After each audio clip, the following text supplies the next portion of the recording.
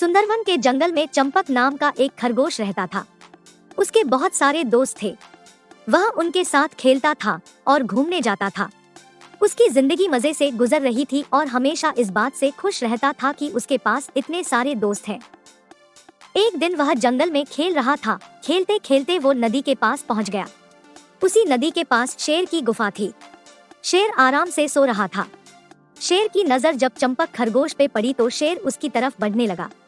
शेर को देखकर अपना चंपक पहले तो डर गया, मगर उसने सोचा कि उसके इतने सारे दोस्त हैं, कोई न कोई उसकी मदद करने जरूर आएगा। पास ही के मैदान में उसका दोस्त कालू घोड़ा घास खा रहा था। वह भागकर उसके पास गया और मदद मांगी, पर घोड़ा आखिर शेर से कैसे लड़ता। घोड़ा बोला, मैं तुम्हारी मदद जरूर करता दोस्त, लेकिन कैसे करूं? अभी मुझे अपने मालिक को शहर ले जाना है। यह कहकर कालू घोड़ा जल्दी से अपनी जान बचाकर वहां से भाग गया। आगे बढ़ने पर उसे एक पेड़ के नीचे आराम कर रहे भोलू बैल मिला। चंपक उसके के पास पहुंचा और बोला, बैल भाई, एक शेर मेरा शिकार करने मेरे पीछे आ रहा है। तुम अपने नुकीले सींगों से उसे मारकर मेरी जान बचाओ। भोलू बैल ने जैसे ही शेर का नाम सुना, वो उठकर खड़ा हो गया और बोला, दोस्त, मैं तो अभी शेर से लड़कर उसे भगा देता, पर मुझे किसान के खेत में काम करने जाना है। नहीं गया तो किसान मुझे बहुत मारेगा।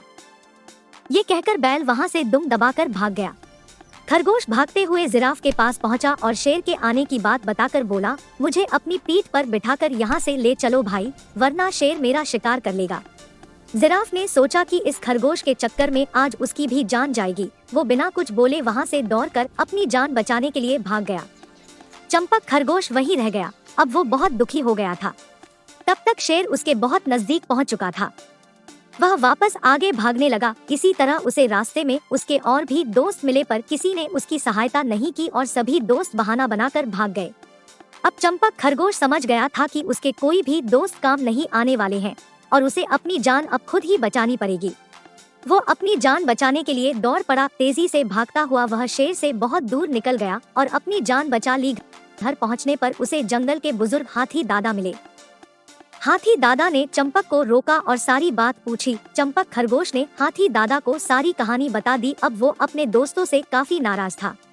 तब हाथी दादा ने उसे समझाया कि जो समय पर साथ न दे वो सच्चे दोस्त नहीं होते हैं और मुसीबत के समय बस खुद पर भरोसा करना चाहिए।